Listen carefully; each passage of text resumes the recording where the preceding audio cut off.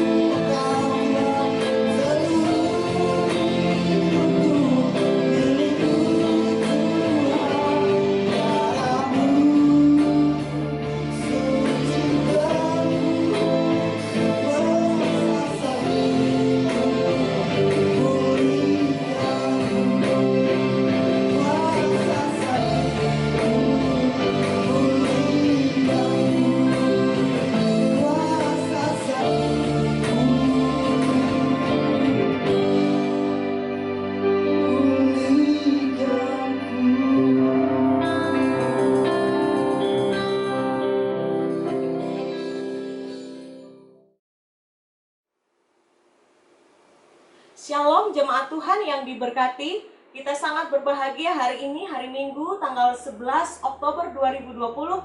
Kita ketemu bersama lagi di dalam ibadah online Jemaat GBI Kanaan. Walaupun kita mengadakan ibadah secara mandiri di rumah kita masing-masing, tapi kita percaya Allah hadir dan Allah siap melakukan perkara-perkara yang luar biasa di dalam kehidupan kita sebagai anak-anak Tuhan. Sebelum kita mendengarkan firman Tuhan pada pagi hari ini, mari kita siapkan hati kita dan kita berdoa bersama-sama.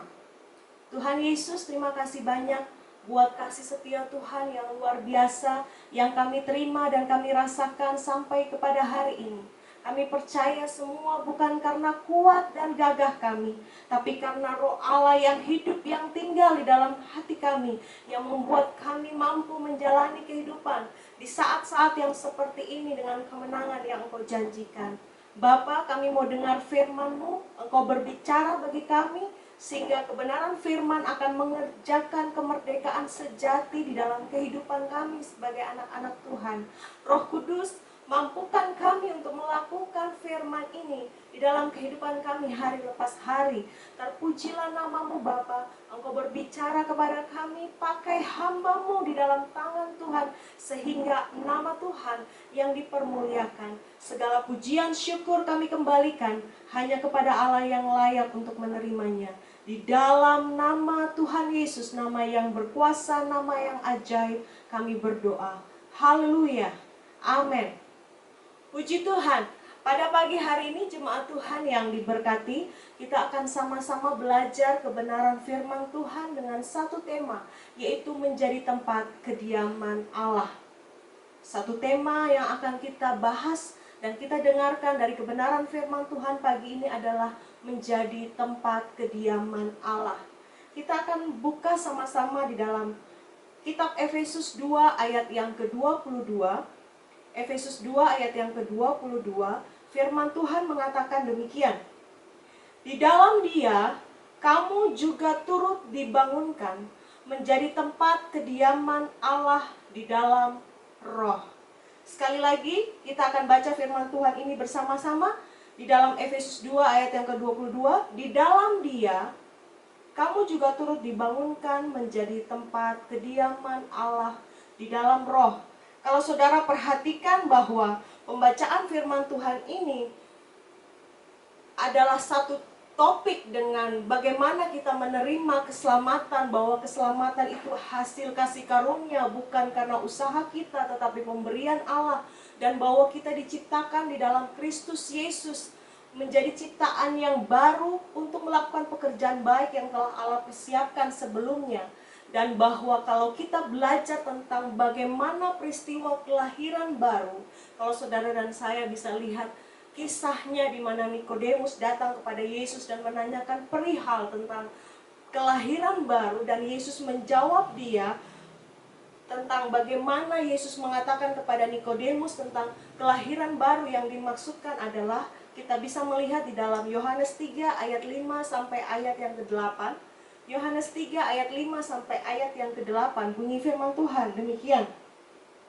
Jawab Yesus, Aku berkata kepadamu, sesungguhnya jika seorang tidak dilahirkan dari air dan roh, ia tidak dapat masuk ke dalam kerajaan Allah.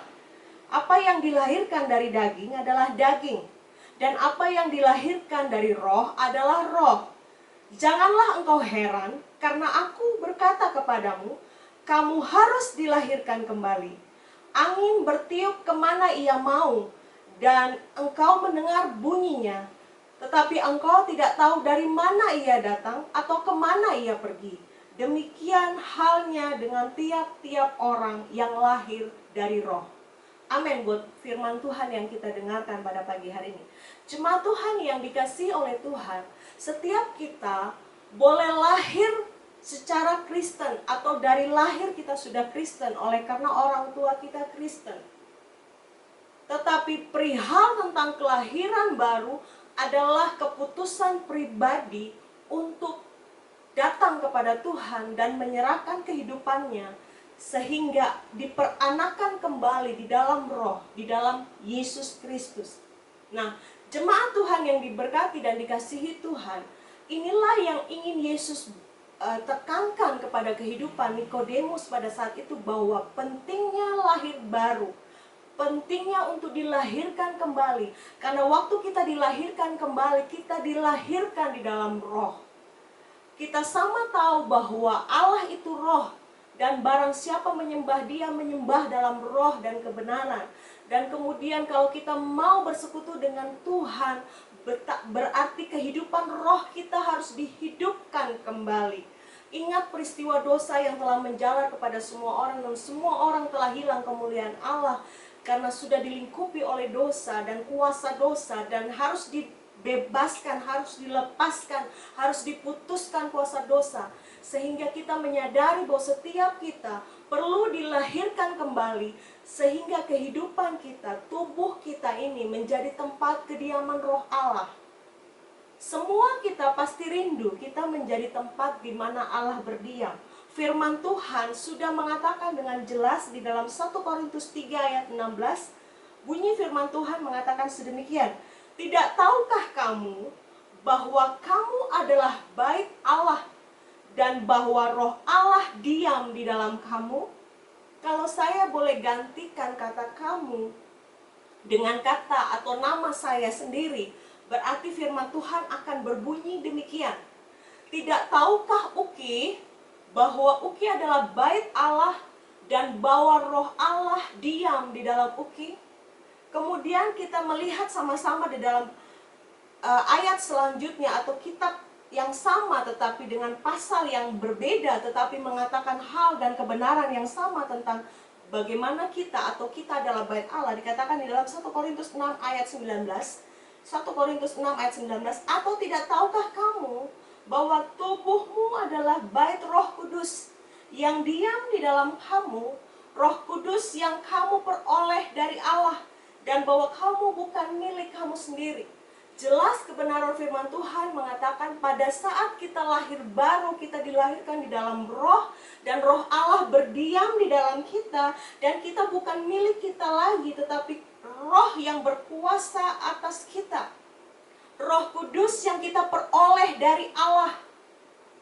Keselamatan yang Tuhan kerjakan di dalam hidup saya dan saudara bukan hasil usaha, tetapi pemberian Allah. Bersama-sama dengan itu, Allah memberikan Roh Kudus diam di dalam hidup kita, di dalam hati kita. Jemaat Tuhan yang diberkati, untuk menjadikan hidup kita tempat kediaman Allah, memerlukan satu keputusan pribadi. Tidak secara otomatis karena kita Kristen, tetapi pengalaman untuk bagaimana kita menjadikan hidup kita, saya dan saudara, menjadi tempat di mana Allah berdiam, merupakan satu keputusan yang kita buat secara sadar bahwa kita memang menyadari dan memahami secara yakin dan kuat teguh iman kita bahwa firman Allah mengatakan bahwa kita adalah bait Allah dan roh Allah berdiam di dalam kita. Sejalan dengan firman Tuhan ini, mari jemaat Tuhan yang diberkati, ambil satu keputusan tanpa paksaan, dengan senang hati. Minta kepada Tuhan, Tuhan, aku mau menjadi tempat kediaman. Aku rindu menjadi tempat di mana Allah berdiam, bertahta, berkuasa di dalam hidup saya dan saudara. Di dalam Roma 8 ayat 9, firman Tuhan menekankan kembali kepada kita bahwa kita adalah bait roh. Bait roh Allah. Dikatakan demikian, Roma 8 ayat 9. Tetapi kamu tidak hidup dalam daging, melainkan dalam roh. Jika memang roh Allah diam di dalam kamu. Tetapi jika orang tidak memiliki roh Kristus, ia bukan milik Kristus. Berarti ada meterai, ada stempel ketika roh Allah berdiam di dalam kita, bahwa memang nyata kita adalah milik Tuhan, kita adalah milik Kristus. Dikatakan juga di dalam Roma 8 ayat 11, Roma 8 ayat 11 mengatakan begini, dan jika roh Dia yang telah membangkitkan Yesus dari antara orang mati diam di dalam kamu, maka Ia yang telah membangkitkan Kristus Yesus dari antara orang mati akan menghidupkan juga tubuhmu yang fana itu oleh rohnya yang diam di dalam kamu. Jelas sekali firman Tuhan datang kepada kita pada pagi hari ini menyatakan bahwa memang kita merupakan tempat kediaman Allah. Tetapi seringkali kita tidak menyadari itu, seringkali kita menyangkal itu, sehingga kita memakai kehidupan kita untuk hal-hal lain, untuk hal-hal yang tidak sinkron, tidak sejalan dengan menjadi tempat kediaman Allah. Jemaat Tuhan yang diberkati, pemahaman kita harus sampai di titik di mana percaya bahwa waktu kita lahir baru, Roh Allah diam di dalam kita. Sekalipun untuk bisa sampai ke titik-titik tertentu kita harus menjalani proses, tetapi kita harus mengerti bahwa Roh Allah sudah diam di dalam kita, menjadi Tuhan di dalam hidup saya dan saudara. Dan hidup kita bukan lagi milik kita, tetapi milik Kristus. Berarti kalau milik Kristus, kita mempermuliakan Kristus melalui kehidupan saya dan saudara. Jemaat Tuhan yang diberkati, apa tempat kediaman Allah? Tempat kediaman Allah bisa saja menjadi dua pengertian besar, yaitu yang pertama adalah masing-masing pribadi kita. Masing-masing pribadi kita yang sudah lahir baru sebagai orang percaya adalah tempat kediaman Allah. Jadi ada dua yang menjadi tempat kediaman Allah. Satu, pribadi kita yang sudah lahir baru merupakan tempat kediaman Allah. Dikatakan jelas dalam Efesus 2 ayat 22 tadi, di dalam Dia kamu juga turut dibangunkan menjadi tempat kediaman Allah di dalam Roh. Yang kedua, dalam komunitas orang percaya menjadi tempat kediaman Allah. Dikatakan dalam Efesus 2 ayat 21, di dalam Dia tumbuh seluruh bangunan rapi tersusun menjadi bait Allah yang kudus di dalam Tuhan. Efesus 2 ayat 21 dan Efesus 2 ayat 22 menekankan kepada kita bahwa apa itu tempat kediaman Allah? Ada dua, pribadi kita yang sudah lahir baru dan komunitas orang-orang percaya. Nah, jemaat Tuhan yang diberkati, kunci atau apa yang perlu kita lakukan sehingga kita menjadikan hidup saya dan saudara tempat kediaman Allah. Yang pasti ini adalah kerinduan kita. Kita sudah diselamatkan, itu juga bukan hasil usaha kita, itu pemberian Allah. Kita sudah diciptakan kembali dalam Kristus Yesus untuk melakukan pekerjaan baik yang sudah Allah persiapkan sebelumnya. Nah, apalagi yang perlu kita sangsikan? Tuhan sudah melakukan lebih dahulu di dalam hidup saya dan saudara untuk mempersiapkan jalan, menjadikan kita sebagai orang yang dikatakan tempat kediaman Allah. Saya percaya bahwa perjalanan kita menjadi orang percaya bukan karena kuat dan gagah kita, tapi Allah sudah mempersiapkan jalan. Allah sendiri yang punya inisiatif untuk mencari saya dan saudara. Seberapa jauh saya dan saudara lari dari Tuhan, seberapa jauh saya dan saudara menutup dosa dan pelanggaran, sehingga usahakan Tuhan tidak campur tangan di situ. Tapi dengan belas kasih Tuhan, Dia datang mencari kita dan mengangkat kita dan menyelamatkan kita dan memandikan kita dengan rahmat, menyucikan kita dari dosa, mengampuni kita, menebus kita. Dengan satu tujuan, Dia mau berdiam di dalam hidup saya dan saudara. Haleluya. Siapa kita? Allah yang Maha Kudus mau memberikan hidupnya tinggal di dalam saya dan saudara. Puji Tuhan. Ini satu kebenaran yang perlu kita pahami hari-hari ini. Sehingga apapun keadaan yang menimpa kita, kita berdiri dengan tegak di hadapan Tuhan dan mengatakan, Tuhan, akulah tempat kediaman-Mu. Akulah bait-Mu. Aku bukan milikku sendiri, tetapi milik Kristus yang telah menebus aku. Dengan satu keyakinan, dengan satu pemahaman yang benar dari kebenaran firman Tuhan yang kita dengar, itu akan mengokohkan kita, akan menguatkan iman kita, bahwa apapun yang terjadi, kita adalah tempat kediaman Allah. Puji Tuhan. Hal pertama yang perlu kita bangun di dalam hidup saya dan saudara yang menjadi kunci untuk bagaimana kita bisa menjadi tempat kediaman Allah, yaitu satu, menjadikan Kristus Yesus sebagai kepala. Menjadikan Kristus sebagai kepala. Nah, di dalam Efesus 1 ayat yang 10, di dalam Efesus 1 ayat yang ke-10 dikatakan bunyi firman Tuhan, sebagai persiapan kegenapan waktu untuk mempersatukan di dalam Kristus sebagai kepala segala sesuatu, baik yang di sorga maupun yang di bumi. Efesus 1 ayat 10 mengatakan, sebagai persiapan kegenapan waktu untuk mempersatukan di dalam Kristus sebagai kepala segala sesuatu, baik yang di sorga maupun yang di bumi.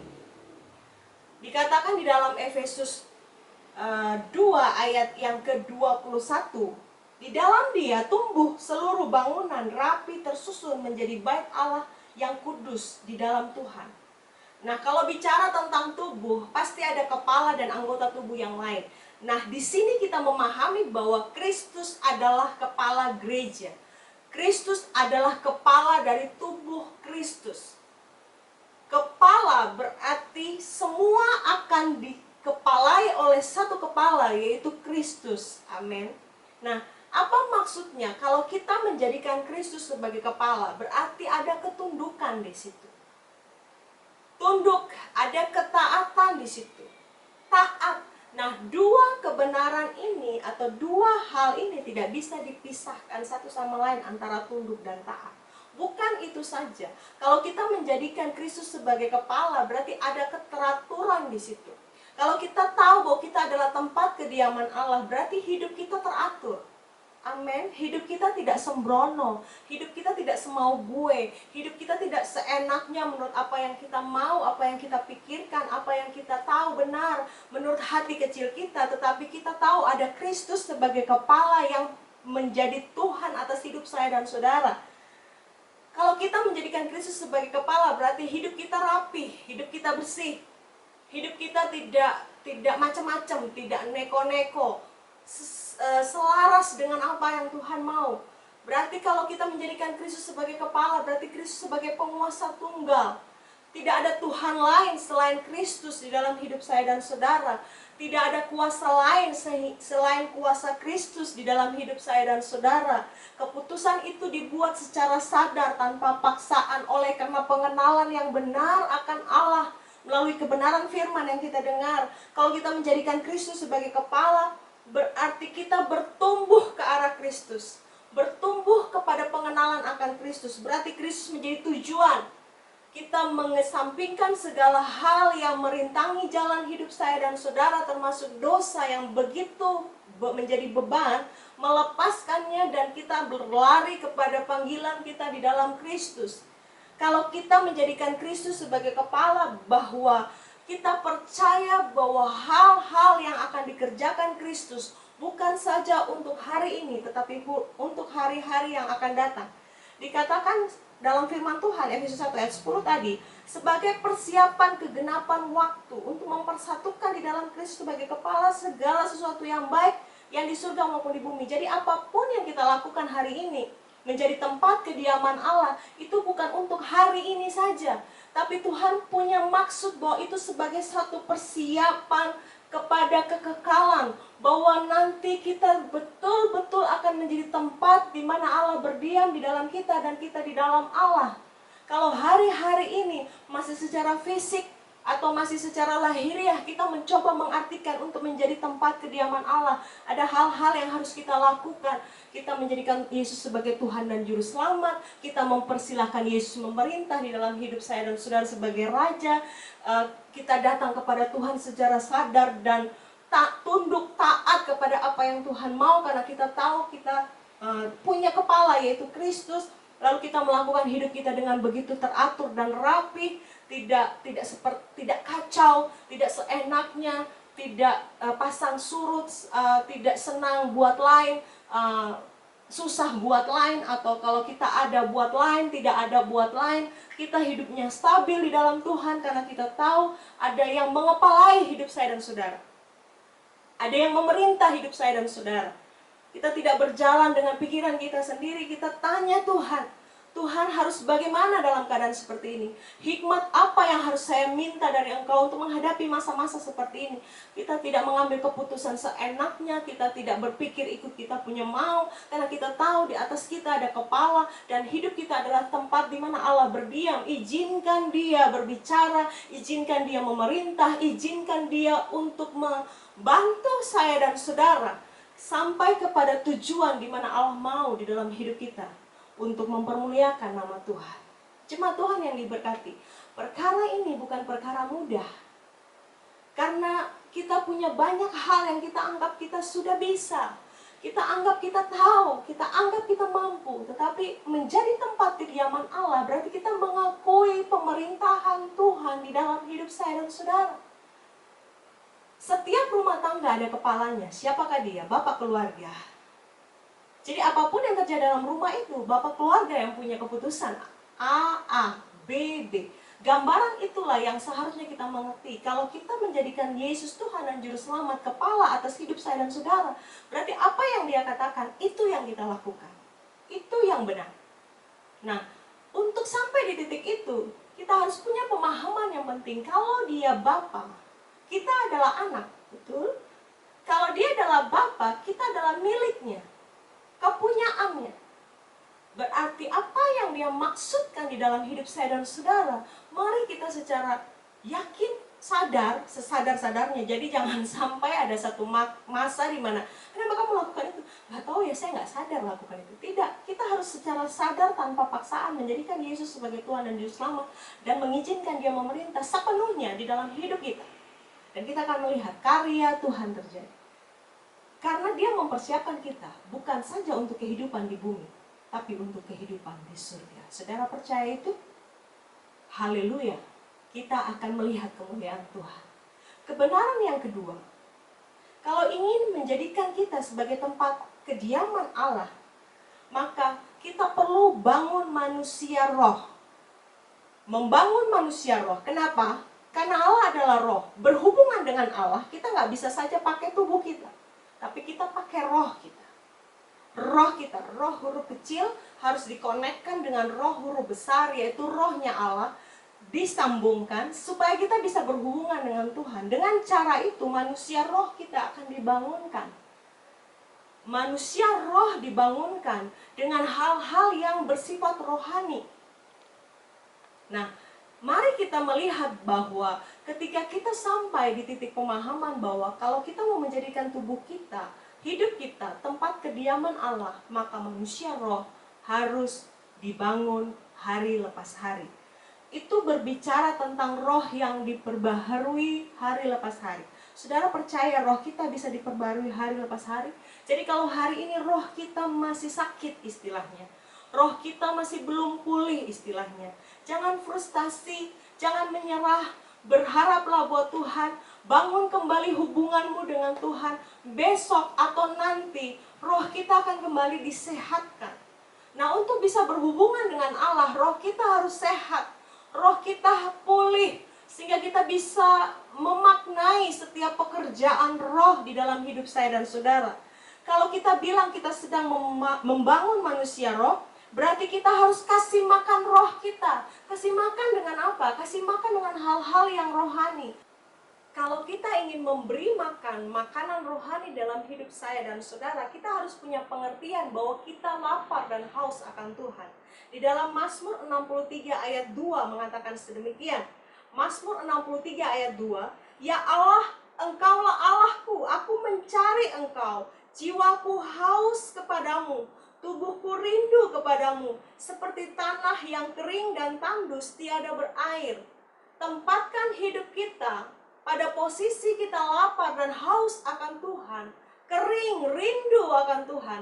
Di posisi itu maka kita akan dengan usaha yang giat, sungguh-sungguh untuk mencari Tuhan, untuk mendapatkan Tuhan, untuk bisa menerima hal-hal rohani dari Tuhan. Mungkin itu lewat doa saya dan saudara, lewat pembacaan firman Tuhan, lewat pujian dan penyembahan. Ada usaha yang kita kerjakan. Kita tidak berikan sisa-sisa waktu kita, tapi kita berikan waktu yang memang kita punya untuk Tuhan, mencari Dia dengan sungguh-sungguh. Dan saya percaya waktu kita cari Tuhan dengan kekuatannya, Dia akan menemukan kita. Tekun mencari Tuhan, tekun untuk punya hubungan yang erat dengan Tuhan. Di titik itu maka roh kita akan menjadi roh yang peka. Jadi bukan saja terbangun, tetapi roh kita menjadi roh yang peka dengan Tuhan. Kita tahu signal-signal yang Tuhan tunjukkan kepada saya dan saudara waktu Dia berbicara, waktu Dia memberikan nasihat, waktu Dia mengajar lewat kebenaran firman. Kebenaran firman Tuhan bukan dari Alkitab saja. Setiap hari ada kebenaran firman yang up to date, yang progresif sesuai dengan keadaan hari ini yang Tuhan mau sampaikan kepada saya dan saudara lewat pertolongan Roh Kudus. Disitulah manusia roh kita akan terbangun. Kita boleh mungkin lemah tubuh kita mungkin ada sakit penyakit, kita mungkin merasa begitu tertekan, kita mungkin merasa tidak berdaya oleh karena tantangan hidup dan perjuangan hidup. tapi roh kita sebaliknya akan terus diperbaharui dari hari lepas hari oleh karena kita dengan disiplin dan latihan-latihan untuk membangun manusia roh kita. Saudara percaya manusia roh kita akan semakin kuat dari hari lepas hari? Sekalipun masa-masa ini membuat kita gentar, membuat kita takut dan gelisah, tapi waktu kita dengan setia memberikan hidup saya dan saudara, waktu saya dan saudara untuk diisi dengan kebenaran-kebenaran firman Tuhan, diisi dengan komunikasi yang intens dengan Tuhan, diisi dengan bagaimana kita mengenal Tuhan, waktu kita memuji dan memuliakan Tuhan, saya percaya roh kita akan terbangun, roh kita akan menjadi kuat, bahkan roh kita menjadi roh yang raksasa untuk menghadapi situasi-situasi sulit di saat-saat seperti ini. Amin, saudara. Saya dan saudara adalah tempat kediaman Allah pada saat kita membangun manusia roh kita. Hal yang ketiga, apa yang perlu kita lakukan supaya kita bisa menjadi tempat kediaman Allah, yaitu mempersembahkan tubuh, jiwa, dan roh. Di dalam Roma 12 ayat 2, Roma 12 ayat 2 mengatakan firman Tuhan seperti ini. Janganlah kamu menjadi serupa dengan dunia ini, tetapi berubahlah oleh pembaharuan budimu, sehingga kamu dapat membedakan manakah kehendak Allah, apa yang baik, yang berkenan kepada Allah, dan yang sempurna. Amin buat firman Tuhan. Nah, hal kebenaran ketiga yang perlu kita sadari, yang kita pahami, bahwa kalau kita mau menjadikan hidup kita, hidup saya dan saudara tempat kediaman Allah, adalah persembahkan tubuh, jiwa, dan roh. Ingat, tubuh, jiwa, dan roh kita di dalam Kristus adalah satu kesatuan yang tidak bisa dipisahkan. Artinya begini, kalau mulut kita katakan ya, jiwa kita harus mengakui bahwa yang menguasai perasaan dan hati kita adalah Tuhan, dan roh kita harus dikendalikan dan dipimpin oleh roh Allah. Jadi satu kesatuan. Jangan sebaliknya, mulut kita mengatakan ya untuk firman Tuhan, tapi jiwa kita berkelana, tidak tahu kemana, galau, gelisah, tidak menentu. Kemudian roh kita tidak dipimpin oleh roh Allah, roh kita dipimpin oleh ilah-ilah lain. Berarti tidak merupakan satu kesatuan. Tubuh, jiwa, dan roh yang kita persembahkan kepada Tuhan oleh karena pembaharuan budi, oleh karena peristiwa kelahiran baru, harus kita persembahkan sebagai satu kesatuan yang utuh di hadapan Tuhan. Secara sadar ya, ingat lagi, saya selalu tekankan, secara sadar dan senang dan sukacita menyerahkan, mempersembahkan. Jadi bukan karena, saya lakukan ini karena gembala saya lakukan ini karena orang rohani itu loh, saya lakukan ini karena si dia, saya lakukan ini karena si A, si B. Tidak. Di bawah pimpinan kuasa roh Allah, kita secara sadar mempersembahkan tubuh, jiwa, dan roh kita kepada Tuhan. Sebagai bentuk bahwa kita sadar kita sudah diperbaharui. Roh kita sudah diperbaharui, akal budi kita sudah diperbaharui pada saat kita menjadikan Yesus sebagai Tuhan dan Juru Selamat. Secara sadar memutuskan untuk mempersembahkan itu. Kemudian, kalau kita mempersembahkan tubuh, jiwa, dan roh kita, berarti kita secara sadar pun dipimpin oleh roh Allah. Secara sadar pun dipimpin untuk bisa membedakan mana kehidupan roh dan mana kehidupan daging. Artinya begini, waktu kita menjadikan Yesus Tuhan dan Juru Selamat di dalam hidup saya dan saudara, bahwa kehidupan roh kita dihidupkan, kita dipimpin oleh roh Allah karena kita adalah anak-anak Allah. Kehidupan daging kita tidak otomatis hilang.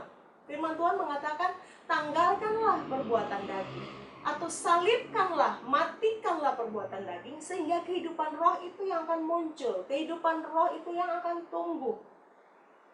Kalau kita memberikan hidup kita dipimpin oleh roh Allah, maka saya mau kasih tahu, buah roh itu akan keluar. Buah roh itu akan keluar. Buah roh, 9 buah roh akan keluar dari hidup saya dan saudara. Tidak usah mengusahakan satu demi satu daripada buah roh. Pada saat kita memberikan hidup kita dipimpin oleh roh Allah, maka buah roh itu akan memancar keluar dari hidup saya dan saudara. Kasih, sukacita, damai sejahtera, kebaikan, kemurahan, kesetiaan, kelemah lembutan, dan penguasaan diri. Keluar dari hidup saya dan saudara, kebaikan keluar dari hidup saya dan saudara, sebagai satu kesatuan, sebagaimana kita sudah mempersembahkan tubuh, jiwa, dan roh kita kepada Tuhan, sehingga terlihat perbedaan mana kehidupan yang dipimpin oleh daging dan mana kehidupan yang dipimpin oleh roh. tidak akan terjadi secara otomatis hari ini terima Yesus menjadi Tuhan dan Juru Selamat langsung buah roh keluar. Itu merupakan proses latihan dari sehari ke sehari, kemudian proses penyerahan hidup kepada Tuhan untuk dipimpin dari hari lepas hari, kemudian kita melihat karya Tuhan membentuk kita, menolong kita, memproses kita, sehingga kita sampai kepada satu pemahaman bahwa hidup kita bukannya kita lagi, tetapi Kristus yang hidup di dalam kita, dan apa yang kita kerjakan supaya kita menghasilkan buah, dan buah itu untuk kerajaan Allah. Haleluya. Jemaat Tuhan yang diberkati, seiring dengan kesulitan hidup yang kita hadapi hari-hari ini, menjadi tempat kediaman Allah di dalam hidup saya dan saudara tidak juga berhenti. Setiap hari kita akan diperhadapkan kepada pilihan. Mau mengabdi kepada siapakah kita? Kepada Tuhan yang hidup atau kepada Allah yang lain? Nah, kita tidak bisa menempatkan kaki kita di dua sisi yang berbeda. Firman Allah sudah jelas mengatakan, kalau engkau mendua hati, jangan harap engkau akan mendapatkan apa-apa. Tetapi waktu kita menaruh Kristus di dalam hidup kita sebagai kepala, yakin Tuhan akan membawa kita kepada pertumbuhan rohani yang luar biasa, mengarah kepada Dia. Dan kita seiring dengan pertumbuhan itu, Allah akan mempercayakan perkara-perkara rohani yang luar biasa untuk kita lakukan bersama-sama dengan Tuhan. Percaya saudara dan saya akan melakukan perkara-perkara yang lebih besar, pekerjaan-pekerjaan yang lebih besar daripada apa yang Yesus lakukan. Firman Tuhan dengan jelas mengatakan kepada kita, sehingga kita akan sampai kepada pemahaman dan keyakinan di dalam 2 Korintus 5 ayat 1. Dengan pemahaman dan keyakinan dalam 2 Korintus 5 ayat 1, demikian firman Tuhan. Karena kami tahu bahwa jika kemah tempat kediaman kita di bumi ini dibongkar, Allah telah menyediakan suatu tempat kediaman di surga bagi kita. Suatu tempat kediaman yang kekal yang tidak dibuat oleh tangan manusia. Artinya begini, bahwa apa yang Tuhan mau jadikan di dalam hidup saya dan saudara di bumi ini sebagai suatu bentuk persiapan. Karena nanti tempat kediaman kita dibongkar. Saudara pernah mengalami, kalau kita lihat di TV, penggusuran atau pembongkaran, kadang-kadang kita tidak mau dibongkar, tetapi harus dibongkar, dan akhirnya peristiwa pembongkaran itu terjadi. Dibongkar itu bukan maunya kita, dibongkar itu maunya Tuhan. Nah, pada saatnya nanti Allah akan membongkar tempat kediaman kita di bumi. Tapi Allah menyediakan tempat yang lebih indah. Saudara percaya itu? Saudara percaya bahwa saya dan saudara akan dipersiapkan untuk satu tempat yang lebih indah, yaitu kediaman kita di surga. Jadi artinya begini, tidak pernah sia-sia saya dan saudara bawa hidup kepada Tuhan dan membiarkan Tuhan menjadikan kita sebagai tempat kediaman. Tidak ada perkara rugi di sini. Kita tidak akan pernah mengalami kehilangan atau rugi kalau kita mengambil keputusan menjadikan hidup saya dan saudara tempat kediaman Allah. Karena pada saatnya waktu Allah membongkar tempat kediaman kita di muka bumi yang fana, yang sementara ini, Tuhan sudah persiapkan bagi kita tempat kediaman kita di surga. Itu satu pengharapan, itu satu keyakinan. Dengan kebenaran ini kita jadi mengerti, oh, tidak apa-apa kalau saat ini Allah sedang mempersiapkan tempat kediamannya. Allah sedang memperbaharui saya sebagai tempat kediaman Allah. Oh, tidak apa-apa, saya dengan rela hati dan penuh kerendahan hati datang kepada Tuhan. Kalau seandainya Tuhan lihat tempat kediamannya di dunia ini, yaitu hidup saya dan saudara, kadangkala belum sesuai dengan apa yang Tuhan mau, dan Tuhan mau kita menyenangkan Tuhan. Karena pada saatnya tempat kediaman kita di bumi ini akan dibongkar, tapi Dia menyediakan tempat di sana. Di dalam Yohanes 14 ayat 2, janji firman Tuhan juga kepada kita tentang bagaimana Allah menyediakan tempat bagi kita di surga. Dikatakan Yohanes 14 ayat 2, di rumah Bapakku banyak tempat tinggal. Jika tidak demikian, tentu aku mengatakannya kepadamu, sebab aku pergi ke situ untuk menyediakan tempat bagimu. Jadi tempat kediaman Allah di muka bumi, yaitu kita sebagai orang percaya, ada hubungannya satu saat. Pada saat kita setia sampai akhir, waktu Tuhan bongkar kemah kehidupan kita di muka bumi ini, Tuhan sudah siapkan tempat baru di surga. Tempat yang kekal, tempat di mana tidak ada ratapan tangis atau kertakan gigi, tapi tempat yang penuh dengan kebahagiaan dan sukacita. Jemaat Tuhan yang diberkati, ini kabar sukacita. Jadi kalau hari ini kita masih berjuang, masih mempertahankan bagaimana kita betul-betul rela menaklukkan diri kita kepada Kristus dan membiarkan Kristus menjadi kepala, membangun manusia roh kita dan secara sadar mempersembahkan tubuh, jiwa, roh kita kepada Tuhan. Lakukan itu dengan pemahaman yang benar, dengan keyakinan yang benar bahwa Tuhan akan memberikan yang terbaik kepada saya dan saudara di surga nanti. Dengan satu kata-kata terakhir yang bisa saya bagikan kepada kita semua, yaitu begini: jika masih ada kesempatan dan kasih karunia Allah, maka secara sadarlah dan sukarelalah untuk melakukan apa yang menjadi bagian kita, yaitu menjadikan hidup kita tempat kediaman Allah. Karena pada saatnya nanti Allah Bapa akan melakukan bagiannya bagi kita, yaitu menyediakan tempat kediaman di surga yang kekal bagi kita, yang tidak dibuat oleh tangan manusia. Kehidupan roh yang kita mulai hari ini di dalam Tuhan mempersiapkan kita untuk kekekalan. Tubuh kita akan menjadi debu kembali, tetapi roh kita akan kembali ke Tuhan. Mari jemaat Tuhan yang diberkati, kalau engkau susah hari ini, ingat, manusia rohmu harus tetap terbangun. Kalau engkau berjuang hari ini, ingat bahwa tubuh, jiwa, dan rohmu tetap harus dipersembahkan kepada Tuhan. Kalau engkau gelisah hari ini, ingat, bukan engkau berjuang sendiri, tapi ada Kristus sebagai kepala yang akan membela engkau, yang akan menuntun engkau, yang akan mengarahkan engkau kepada kebenaran-kebenaran yang hidup, yang mengalir dari dirinya sendiri karena dia adalah firman yang hidup. Sehingga kita tidak mudah putus asa, kita tidak mudah gentar, kita berpengharapan, kita berkeyakinan satu saat jika kemah kehidupan kita di muka bumi ini dibongkar Allah, Allah menyediakan tempat kediaman yang baru di surga, yang kekal, yang mulia. Jadi tetap semangat jalani hidup dengan Tuhan, tetap berpegang kepada kebenarannya, tetap berharap bahwa Tuhan baik, percaya engkau dan saya akan melihat kebaikan-kebaikan Tuhan. Amin buat firman Tuhan. Bapa di surga, kami mengucap syukur buat kebenaran firman yang sudah kami dengar. Kami percaya bahwa waktu kami lahir baru, kami memberikan hidup kami sebagai tempat di mana Allah berdiam. Allah bertakhta, Allah berkuasa.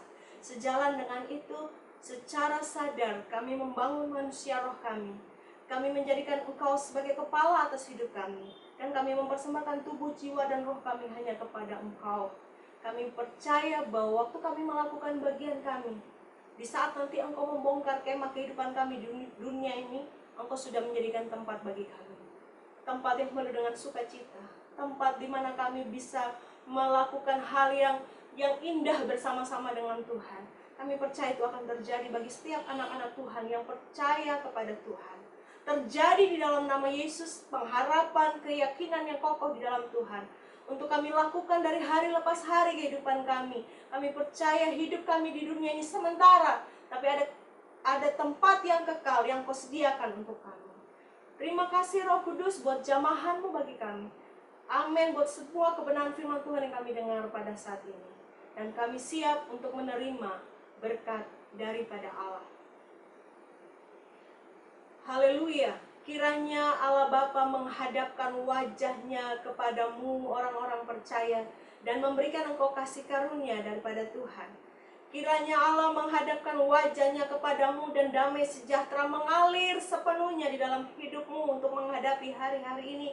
Dan kiranya pertolongan Roh Kudus nyata yang menghibur, menolong, membela setiap perkara-perkara anak-anak Tuhan, sehingga membuat lututmu kuat untuk menghadapi kehidupan dan perjuangan. Tuhan berjalan dan ada di samping kananmu dan pegang tangan kananmu untuk memberikan engkau kemenangan. Berkati setiap pernikahan-pernikahan anak-anak Tuhan. Berkati setiap keluarga-keluarga anak-anak Tuhan. Memberkati setiap anak-anak muda. Memberkati anak-anak sekolah minggu. Siapapun kami yang mengasihi Tuhan, bahkan orang-orang yang masih jauh yang akan Engkau panggil dekat dengan Engkau, kami berdoa semua akan mengalami kebaikan demi kebaikan Tuhan. Engkau memberkati apa yang kami kerjakan dengan tangan kami dan Engkau buat menjadi berhasil. Sembuh sehat setiap anak-anak Tuhan di masa-masa ini. Kuat secara roh di masa-masa seperti yang saat ini kami hadapi, karena kami menanti-nantikan Engkau. Semua berkat yang baik, anugerah yang baik, kami percaya, kami terima di dalam nama Bapa, Anak, dan Roh Kudus di dalam berkat nama Tuhan Yesus. Haleluya. Amin. Puji Tuhan. Selamat menikmati minggu ini dengan Tuhan, dan hari-hari selanjutnya Tuhan akan selalu menunjukkan kasih setianya kepada kita, dan kita akan terus menjadi orang-orang yang lebih daripada pemenang. Nanti kita akan kembali lagi di ibadah online minggu-minggu yang lain. Kalau saudara saya diberkati dan merasa dibangun oleh kebenaran-kebenaran firman Tuhan melalui kanal YouTube ini, silakan diikuti untuk setiap minggu. Kita akan mengalami kemenangan bersama-sama dengan Tuhan. Puji Tuhan, God bless you.